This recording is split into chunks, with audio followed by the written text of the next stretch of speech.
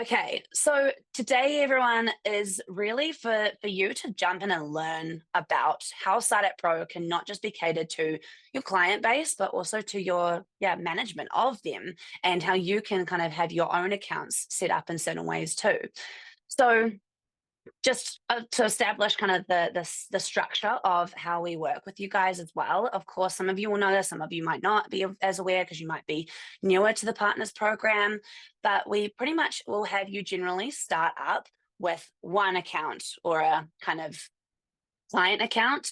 And then as you start to build on more and more clients, we will start to move you into a group space where we give you your own kind of group umbrella account as well. So today I really want to dive into the differences between all of that, and we can really start to understand it a bit more. And then hopefully you guys are like, yeah, let's get some more clients involved with SciDebt Pro, and we can start to use those other levels of SciDebt Pro that you can use to manage your clients. Now, this here is just my kind of example version. So of course your ones will be custom to your specific accounts and all of that good stuff. But just to establish what we're looking at right now, this is a group account. So as you can see in the top left, I've got group administration for Buchanan Safety Group. So this is my kind of safety group or safety consultancy company. And what we're going to have here is a group account, which is kind of like, think of it as an umbrella that branches over all of your possible clients that you have. So some of you may have one client, some of you may have 10, some of you may have 50, which would be amazing. So what we're going to have is all of your client accounts sitting in as one organization each underneath your umbrella group level. As you can see, I currently have 3 clients underneath my group. So I've got my organizations as these 3 that are sitting here. Now, a lot of you will, when you start with one, you'll generally just have like your sandbox demo account, which is kind of like a client account, but it's just one where you can jump in and trial out some form testing. You learn a bit more about the system and that general, how do we use just a single account kind of motive. And then you also have your client account that you can start to learn the process through as well. Generally, a lot of our kind of partners will use our customer success and support avenues to really help teach you as well while we're teaching your first client. So you'll generally have that process where we onboard your client and you're kind of in there with us to not just learn, but also assist with the health and safety policy aspect as well. So we kind of work together and make sure that your clients really get that full understanding of how to use their account and then succeed with their team fully jumping in and using it when they launch. So that's generally how you'll start off. And then once you do gain a second account or third or fourth, we'll start to give you this group access where you can now see all of them listed like I have here under my organizations tab. What this means for you is you can now start to jump into each of them and get kind of quick fire bits of information just to see how they're tracking, see if they're doing well with engagement, and kind of just, find out some information you might need to see quickly just to go and help them if you maybe are going to do a site visit with them that day, or if you're going to kind of start working on their onboarding as well, tracking compared to others and all that kind of good stuff. So this is kind of your overview screen. Think of it as like your master control room where you can jump in and really see everything from one view. So when we have got that second client, third client, all of them lying in here, what we can start to do is dive in by clicking on the pencil icon next to any of these clients. So we're going to open up my first one, for example. We've got some of their organization details so we can have all their contacts correctly lined up there. And then we've got the main thing that you really want to see is your dashboard. So what we're going to dive into is their specific dashboard. This account you can see is not doing really great. So we go, okay, what's wrong with this company? Are they not engaging well? Can we help them out a little bit? You might want to incorporate the SciDebt Pro Customer Success Manager to also help out because we've always got some really great tips and tricks for the team's engagements. But you can get a really quick view of how this client's doing. And then I can exit out of this client, go into maybe the Buchanan one and see how the dashboard's going on that side. So you can really dive in and out of each client and really get some ideas of how they're going and what their activity is looking like. So that's your first point of contact, definitely really helpful for that management of seeing who does what are they getting up to kind of thing. Second piece to this would be in relation to the kind of templates and things that you provide them. So we can start to dive into each of these accounts and also see which forms they have specifically in their account.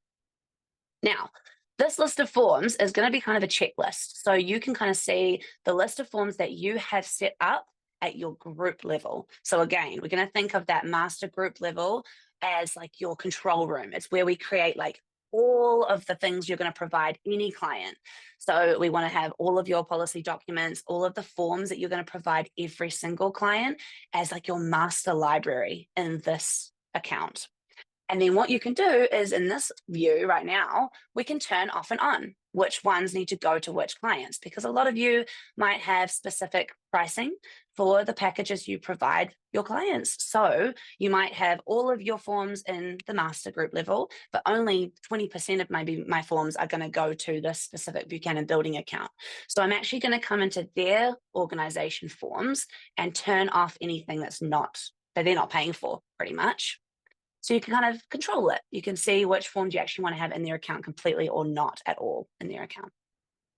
So have a bit of a look. Definitely, if you've already got access to this group level and you have a few clients sitting under it, just check what ones they have and see, oh, maybe I don't want them to have this one, or maybe I do. So we can start to, have a bit of a different change of what they get. You can see someone's wanting me to zoom in a little bit. So I'm going to zoom in a bit for you guys. Sorry if you can't see it too easy. Cool. So we've got all of that kind of form adjustment based on who needs what, right? From this view, we got that. All the organizations, click into who you want, choose what they need. Really handy to kind of give those packages to the different people based on what you're providing. Now, those are the main two that you'll really dive into on a regular basis. You do also have a capability of jumping into like their settings. So this is kind of their specific account settings. Really handy if you know that they've got like certain features like user groups being used. If you're not sure what user groups are, they're kind of a functionality where we can create teams almost within a client's account. And they might have, for example, here we've got site foreman, we've got an admin team, we've got an equipment management team, and a forklift operators team. Because I know in that specific client account, they have certain forms that only the forklift operators might use. So what we do is create user groups for them. We then assign that user group to the people who are in that group and also the forms that they're kind of taking charge of. So there's different little features like that you definitely will want to be aware of. Keep in mind, different packages from SiteApp Pro have different feature sets as well. So we can make sure we've also got that. I'll try to include that feature matrix in my email to you guys after this webinar as well. So you have all of that outlined, because I know some people ask that question a bit from the partners. But yeah, you can start to adjust things like their settings here. So user groups is one of them, but you also have different like options for which metrics you want to have in their account. If you've got any numbering of their workflows, if they have that feature available, naming of like their sites page, if they call it jobs maybe instead, or projects could be another name that people use. Same thing for suppliers. We might call them subcontractors or sub trades. So many people call them different things. So we can kind of relabel the tabs pretty much and make sure it's more custom to your client's needs. So have a bit of an explore. Jump into those settings, see if you want to kind of manage that from the group level. It just means you don't have to jump into their account and jump and switch between every single account you manage. You can just do it from your group level, pop in quickly, change what you need, and it's all good to go. Awesome. Additional things are things like your safety template, which you won't have to worry too much about. That's just the accounts like wizard we run at the beginning of setup. Close dates are there more for them to manage because they'll probably know their close times and open times. And message logs is also something for them more because they generally send messages on their account to each other. But not as much of a problem for you. Awesome. So that is the gist of your managing of the different organizations that will be sitting underneath your group in this group level. Please, if you have questions, pop them through to that chat, pop them through to Q&A. We can definitely dive in more. But I hope that all makes sense on that aspect. Now, when we come to actually setting up that master list I was just talking about, some of you might be thinking, I don't actually know if I've got like a curated list at the master group level yet, which is totally fine. From the very beginning, you'll probably just have your demo account. That's just like one organization or child account that we'll be starting with. And that is where you can start to build some forms out. So we can kind of take what you currently use as forms to give your clients. You can even ask our implementation team if you want to have some help to get those built into your account. And you can probably start building them in your demo account, which is just your personal one, sandbox account, and then build out a bit of a library there. When you get your next client on, and you get access to this group level, just jump into support or to your customer success manager that you work with, or even David, and just ask, hey, can I have these specific forms that I've built in my sandbox account up to my group level for everybody to access? The reason I say that is because when we move to a group level, like this one here, the forms list by default in the group level automatically goes to all of these 3 accounts that I have access to. And same thing with your resources, same thing with any suppliers that you might build into the group level. So do keep in mind, anything we create template-wise at that group level is flowing to everyone automatically, unless you've gone in and manually turned those forms off for the accounts, just like I showed you before. So keeping that in mind, if you've got one account, which is just your demo one, because you've only got one client, then we'll just build it there. If not, and you do have a group account already that you have access to, jump into it and build your master list from the group level. You'll obviously have a few Site App Pro templates sitting in your account as well, because by default, you just do get those available. If you buy off the bat, don't want our templates, just turn them completely off. To do so, all you need to be doing is jumping into the pencil icon for those forms that you don't want. You want to go into those form settings, and then you want to generally go to the form library setting and make sure this toggle is kind of turned off. And then also just double check that the completion schedule is also turned to none. The main reason I say those 2 settings are important for turning off a form is because those are the 2 settings that kind of show that form in the app for the end user. So if we've turned off those settings, technically they're removed from the app version of the system. It's still in all of the accounts as like a hidden form, but it's just more kind of not available for the end user on the mobile. So it cleans up the list a little bit more. So then you would save it, and this asbestos form will now disappear from the list. You can click on show unused forms if you need to, and it'll come up with a warning sign, and then you can turn it back on by putting it onto that form library or onto the scheduled option as well, depending on what the form needs to be set to. And then that will automatically change that setting. It turns it off for all accounts, or it turns it back on to ad hoc or the form library or schedule for all accounts. So anything at group level happens for all accounts by default. Keep that in mind. Awesome. Now, with that one, I'll just kind of turn off the turn unused forms because I want to keep it hidden out of my view. I don't need to deal with it. And then what you'll also start to see, other than the Site App Pro templates that we've provided, is one that has a kind of little 2-person icon. Now, those ones are the forms that you've created. So if you have come in here and you've gone, yeah, I want to build out my forms now, we would generally come into the plus button. This will give you that blank form building template. So a lot of you would have seen this in your client accounts where they can also create custom forms as well, or maybe you've created custom forms for them in their account. So you would have used this for that situation. If you're new, this is the form builder, and it pretty much is an environment where you can adjust the form designs and where you can adjust the settings of the form templates as well. So we can make sure they're getting to the team in the right way. So when you're going to create those draft or kind of custom ones, of course, we're giving it a form name. We're choosing a category that we want it to sit under. We can set some form settings to it. So again, like if we wanted to make a quiz, we could turn it into a quiz.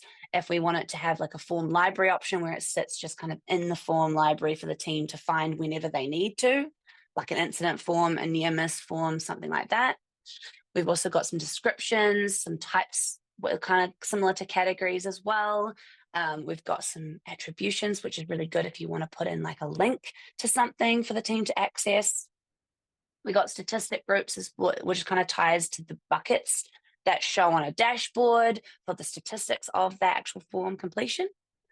And then we've also got things like notifications and things like that. And then even your scheduling, if you want to put in your completion schedule, because you know this form is going to be a daily form for every client, we would put in a daily schedule. So beautiful things like that can start to happen. We set up those settings and then we kind of put it in place and save it.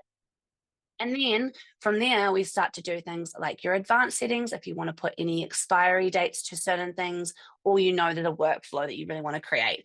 Really handy if you have got training type forms, that there's going to be like a application to start this training module, that there's going to be a knock-on quiz, and there's going to be a knock-on kind of maybe review form that another person in the team is going to have to do. So you can start to set up those flows for your clients, and then that goes to them automatically. Awesome.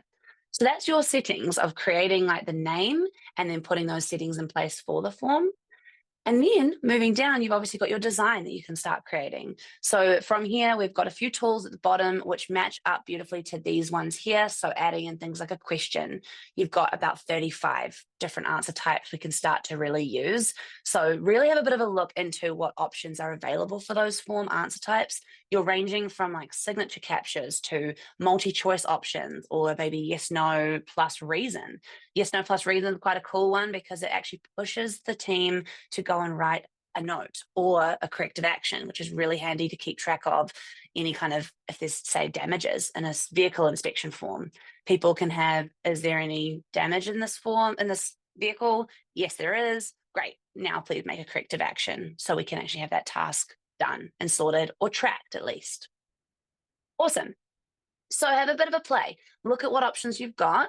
But the main thing I would always keep in mind when you are doing your form building for clients, and maybe even transferring your current forms over to the digital version for clients, have a bit of a think about, okay, is this actually going to be easy for the team to fill out at the end?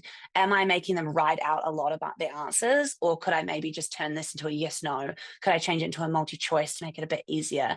Even like, who was attending this meeting today, you could have like the staff list select from answer type be chosen instead of having them to type their name out every single time.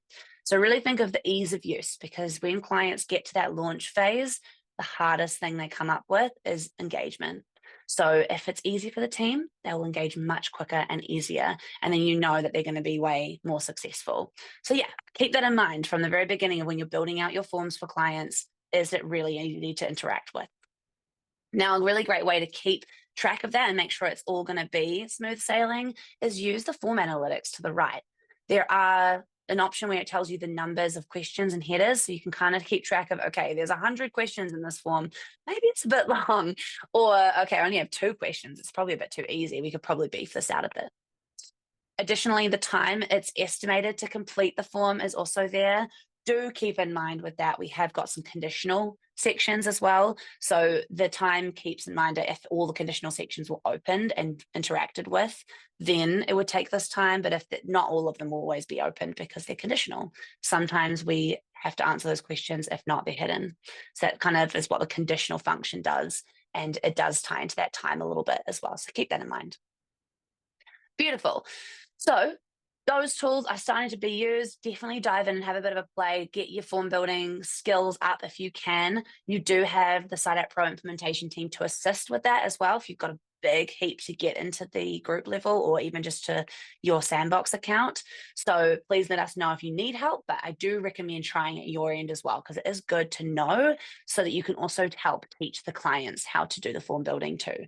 It's good for them to always learn that as well, because they don't always have you to rely on every moment of every day to adjust and change things, especially when the team starts to ask, hey, can we change this answer type because it's taking too long to fill out? They should be able to learn how to do it so they can adjust and change as they need. Awesome. So that is the general gist of the form builder. Please do ask your questions if you've got any. I can see some beautiful questions are coming into the chat already, so I'll jump into those when I have the charts in the Q&A. But yeah, that is generally the first start of building out your list. Turn off the ones you don't need in there, build out anything you do need in there, and then that's going to be your master library to send out to the team. Now, when we were talking about the schedules and the kind of form library option, you can set up those schedules from the group level. So as you can see, I've got like a weekly safety discussion set up as a weekly form, because I know all of my clients need to have a weekly safety discussion. So I'm going to set up that schedule for the form at group level, so they automatically get it when their account is created. So that schedule relates to the form and going into the settings. we can scroll down to where we've got that form completion schedule and it's currently set to weekly, but by all means, I could change it to daily, monthly, whatever. Now, of course, you can change those settings within child account. So within your actual client's account, you could adjust it so it's actually more specific to their needs. So up to you whether you want to build it from group level and have those scheduling from group level, or if you just want to keep it kind of ad hoc, just as a form available. And then in the client account, you actually set the scheduling and all that kind of stuff up there. So jump in and out on depending on where you want to set things up, and you can kind of go as you need. Awesome. So that is the form side of things. Now, when we come to our resources, a lot of you do generally have like policy docs and things that need to go to the clients by default across the board. So again, we would come into the resources tab, and this is where you can create like a master list or library of those resources. I haven't got too many, but you can see that I've got a group folder. So anything with this like black dot on it in the resources tab is always going to reference that it's coming from the group level. And what that means for the client is that they can't edit or adjust this folder. So whatever you add to the group level as a resource is non-editable for them. They always have to have it in their account because it's generally something they are required to have from your guys' end. So make some folders that you want to be across the board for everyone. Add any files that you need. You can just go and upload the file by taking something from your computer. Alternatively, if you're someone who loves like a shared drive, you might have a SharePoint, for example, you can click into here and you can actually add a web link. So really handy if you do need to kind of just take the shared drive you've already got and you want to put each file into SiteApp Pro, but you'll keep updating SharePoint. So you might say, okay, I want to keep this up to date all the time, but because you're using a URL link to SiteApp Pro, it's just automatic. Flows in nice and quickly to all accounts by default straight off the bat. It just saves you a lot of admin time having to go and load it into every person's account. So do use this group level if you want to have that ease of use across everybody. Awesome. So that is generally the gist of your resources. By all means, you can start to kind of edit and delete these if you need. So remove things, rename them. This is all kind of part of that new resource improvement we've had as well. So files are a lot easier to bulk upload. You can even like pocket them into folders and subfolders within the folders. There's a lot of cooler, easier things to do within the resources now. So jump in, try it out, get to that group level so you know that all the group stuff is going to all your client accounts by default. Awesome. Those two are the main two that you will generally set up as your master kind of setup. And then suppliers is more if some of you might need this, but generally not as much for the partners. Client accounts might have this if they've got like a group set up, but yeah, suppliers can be set up from the group level too, but might not apply as much to you guys. So keep that in mind. Then you've got things like reporting. So what we've got here is a form kind of hazard analysis and a dashboard across all of your accounts. So dashboard, firstly, is the one where you can really start to see like engagement across all of the accounts. Currently, my 3 are not doing very good, but we would be able to jump in now and say, okay, well, they're all doing horribly. Maybe it's because it's been Christmas recently, so they've just slowed down over the break and they're going to be getting back into it in the new year. So we can check in with them, kind of see how they're going to get on, make sure they've got the right goals set for the year, and we're good to go. But definitely you can start to track their engagement. You'll get like a bar here showing their level of engagement as a team. You've also got the different buckets of completion schedules. We've got kind of settings here based on what you can see of their engagement as well. So now it's just breaking it down more by forms almost. So we can start to see the types of forms they're actually doing rather than just are they completing forms or not kind of thing. And then also the last statistics is based on schedules. So we've got a lot of daily schedule forms we might have set up. So we know for different accounts that they've got a pre-start, but we can see their actual engagement on that specific form as well. You can even change it to the weekly scheduled forms. Got no things because it's telling me I'm not doing them. And you can start to see those different statistics come through based on the scheduled forms as well. Then you've got your hazard analysis. So this is also across all of the organizations. You can kind of compare their statistics amongst it. You might not use this as much as you would use the dashboard, but it is good for visibility to see how are they actually getting on. The first one is purely based on completed forms. You might want to filter down to just specific ones. So I want to see like just Buchanan Building, for example, and I can see that they've got 3 done in December, and they had 6 completed forms in November. So really good to kind of get like a month-on-month comparison of how they're trending as well. So really handy for those kinds of trend analysis aspects. Now that's just completed forms. You can even go further and dive into like the actual answers provided. So really handy if you need to start getting some reporting on, okay, how many incidents are happening for this one client? Do they have a problem location maybe? And all that kind of stuff. So we can start to really drill into the answers they're providing in your incident forms and all that kind of good stuff. So dive in, really get the filters moving around, see what it looks like, and then get your statistics from there. And then maybe go, okay, let's check in with that client because they're not doing the best or they're having problems in this specific area. And then you'll come into your next meeting with them looking like you've got all the information and how to solve their problems. So best case scenario. Awesome. That is pretty much the gist of your group level and how we can use it to manage all of the clients. You, of course, do have extra things like your group details. So really handy if you want to change your like information here. There's also kind of some settings that you can just set up at group level that also, like the forms and resources, they just by default go to everyone. Obviously, if they have the different features, then they'll get the kind of parts like the user group, for example. If you set that up at the group level, then certain clients who have user group feature will get those user groups by default. So yeah, have a bit of a play. Adjust some settings if you need to from the group level to get it all the way to all of the clients, or just kind of set it up here and then change the client specific information in their account by that means. Awesome. Any questions? Pop them into that Q&A and the chat. Now, also, of course, this is the management from the group level where you can jump in and out of the clients, but you will also probably be jumping into their account to do a lot of stuff as well. So with that, when you get set up or whenever you bring in a new client, we'll generally set you up with the switch login. And what that means is your email address that you use for not just the group level, like I've got here, this is my group login. I'll use that same email address in all of my other accounts as well, my child accounts or client accounts. So we can now switch. I'll switch into whatever one I want to work in. So maybe I want to go into Buchanan Building now. And now I've logged straight into Buchanan Building's client account. So it's all their information only now that I'm looking at, not the whole group. And then from here, I can by all means go in and do specific things I need for them. So whether I'm changing their my business details, maybe we're loading in their team, maybe we're loading in equipment for them, or their sites. We could be jumping in and putting all their sites in there. I know a lot of you, before a client starts up, will capture or gather kind of a lot of information from the client, like their site lists or like their users, their equipment, their forms that they might want to have built in. And you would take that information and then you will implement everything. Sometimes we do it a bit differently where we teach them how to implement and we work with them. So it's really dependent on how you want to onboard your clients. If you want us to be really involved and help teach them, or if you want to take a lot of the information and then put it in yourself for them.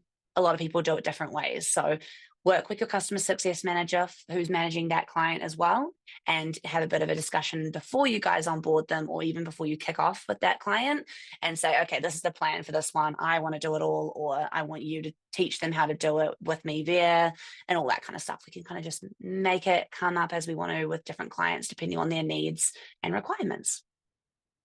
Awesome. So get the information if you need to, but this is, specific to a client. So when we jump into the forms list, they will be getting certain forms. You can see that this group icon shows that this is a site safety form that's come from the group. But in the child or client account, we can start to edit and adjust things from the group levels form. So we could change the settings like the schedule. We could change if we want it to just be in the form library. We could change design of it if we want to in this client account. So we're kind of making it more client specific and customized. Same process as what we did at the group level would be to do that. So we come in and we edit that form. And again, we get the form builder, but this is in the client account. So any settings we change is client specific. It only affects that one person or one company. And then same design. If we change design, it's only changing it for this Buchanan Building client. Awesome. That is the gist of your forms. And then, like we were saying with resources, by all means, in the resources tab, you can see how there's that little dot on that folder because that's the group folder. We can see the group file is here. You can see that I can kind of download that file, but I can't change the file in any way in this client account. So if the team do need to remove it or anything, they might need to just come to you and you can maybe kind of remove it if you want to. But generally, the resources coming from you will be there for a reason. Awesome. So jump in to this resource library if you have specific resources for the client by jumping into the menu here, adding a folder if they have like a training folder they specifically need, or any kind of foldering that you really want to create for them, and then upload any files you need for just them in their account. And then that is making it more customizable for just them. So they're not kind of getting the group resources, they're getting the group stuff alongside their custom resources, maybe that they're paying for separately to other clients that you might have. Awesome. From here, obviously, you can also see their client dashboard, which is one of those ones we can see from the group level. So you can jump in either or. You can also dive into their reporting much more detailed if you need to really see what's going on with their actual PDFs. You can start to pull up form reports if you really need to get like a data dump of their information. So say we want to pull out a specific form. Like I know I really want the SOP training form to be pulled into a nice spreadsheet for me. So I would choose my date range, choose that specific form, and then there'll be a little file here that you can click on to get that export if you need. So deeper reporting will go into the client account, but if you want to see surface level, just quick information, we go to the group level to see those clients. Awesome. That is pretty much the gist of how we can really start to manage the different client accounts. Group level, we see everything all in one place and we create like our master registers of forms, resources, all that kind of stuff that flows to everyone. And then the second tier of it is your client accounts. We can switch into them if we need to, and we can make things more personalized by going into their account, building forms in there, adding resources there to make it more customizable and unique to them. Awesome. I'm going to jump now into our Q&A part because I can see a lot of questions are coming through. So I'll get David to pop back on with me and we can jump into it. Awesome. How's it going, David? Is everyone asking great questions? There's some good ones in there. Yep, for sure. Cool. We've got one here. Have you experienced any updates to the program or app changing any settings unwillingly? Oh, sometimes there can be like a few little bugs and things that do come about with any new release that comes around. It is good to be aware of. You'll always be informed whenever we've got new releases kind of coming about. We'll usually do like a webinar or we'll send out a lot of information about it. So when we do have a release, I would be a bit more hyper aware with your clients just because sometimes it's just naturally how the digital world works. There's sometimes things that happen and we're always more hyper aware of it, and our support's really thorough around releases because we want to make sure that if there's anything that's not quite gone right, we're onto it really quickly. So it can happen, 100% can. It's a very normal thing in the world, but we try to mitigate it as much as we can, of course, as well. Cool, fantastic. Does the scheduling send a notification to the client to complete on a specific date form?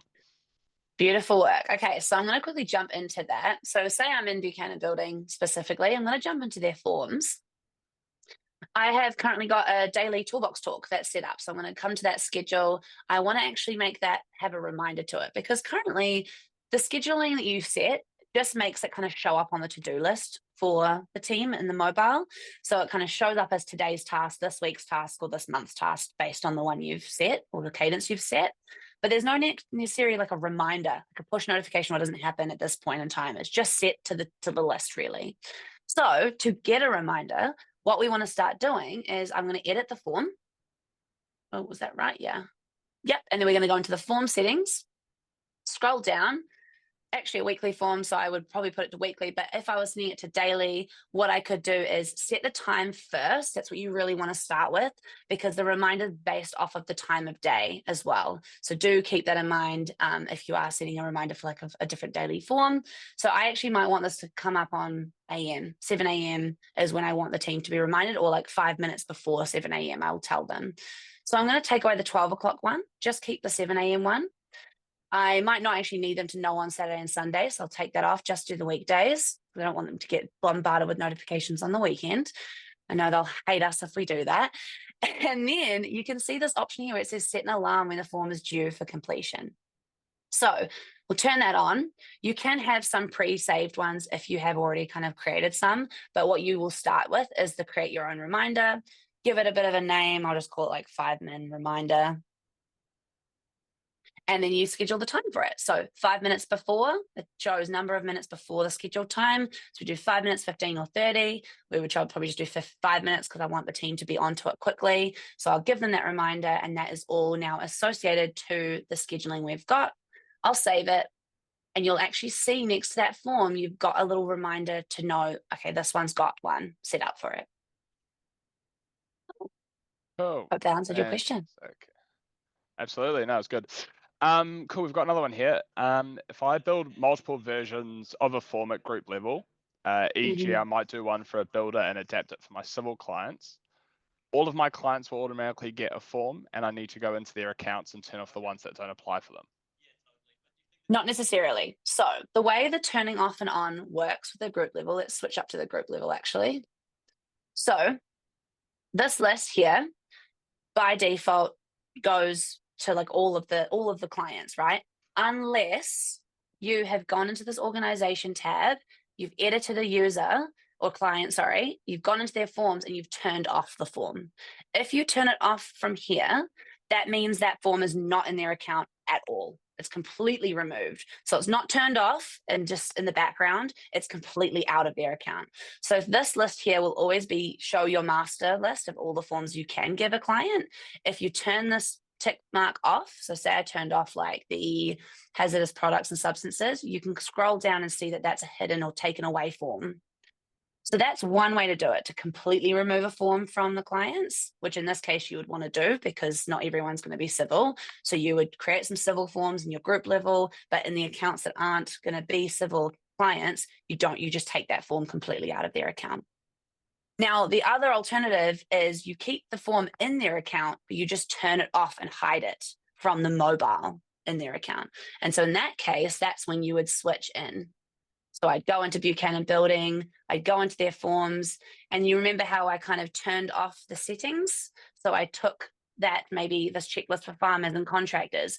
I want this client to have the form, but I don't think they need it when they're starting. Maybe there's too many forms in the beginning. So I'm going to only like hide it for them temporarily. And then later down the line, we'll bring it back again so they can see it and they can use it when they're ready to actually build in some more forms and start using more forms. So I would edit this. I'll go into the form settings, and then you would turn off the form library so it's not on that list. And we would turn off the completion schedule to none so it's not on that list. And then when you save that, it removes it from, kind of hides it from their list on the mobile and also the admin console.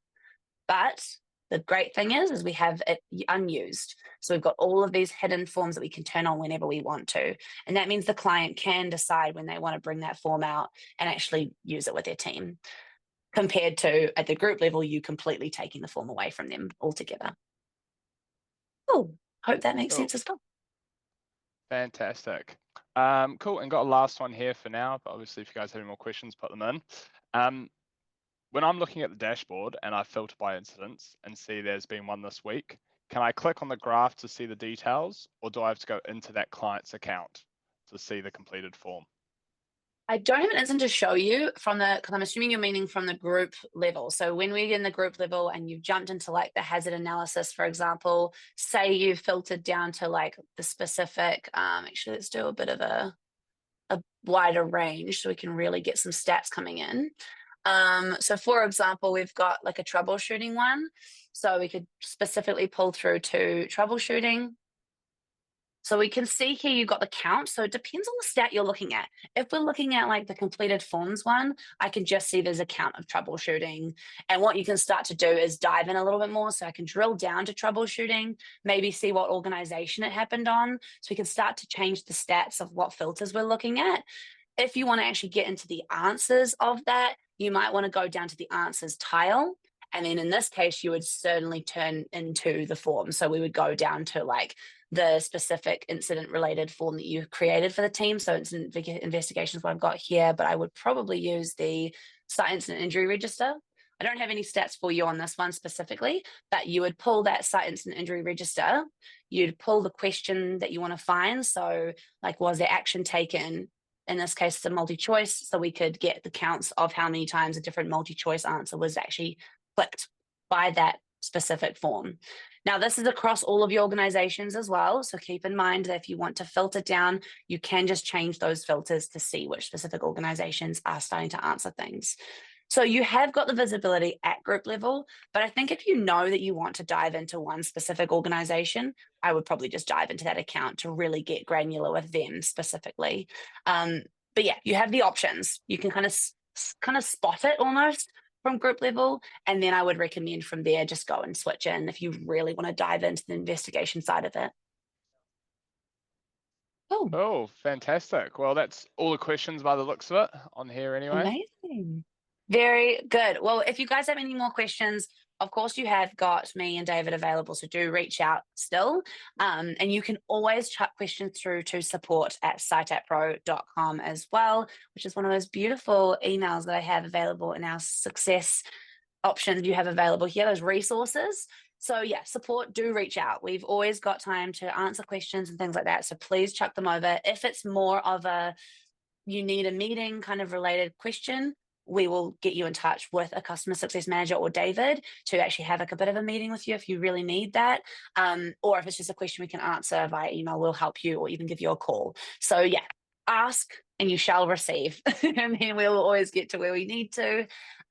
Additionally, as you can see here, we've also got a link to our video education center. This will be in the email I send you after this with the recording of today and all that good stuff. So please do follow that when you want to learn more. This will have videos from all of our webinars that we've previously done. It also has quick fire videos that are really handy to not just learn yourself, but also to send your clients way so that they can learn as well. Sometimes they might ask you a question of, okay, how do I use user groups? We've got videos on it. We've got articles on it. So you can also take those articles and send them to them so they can also learn that way as well. Or just ask us and we'll send those articles their way as well. So you've got all of the options available at your fingertips. It's just a matter of jumping into the links, asking the people for them, and you're good to go. Cool.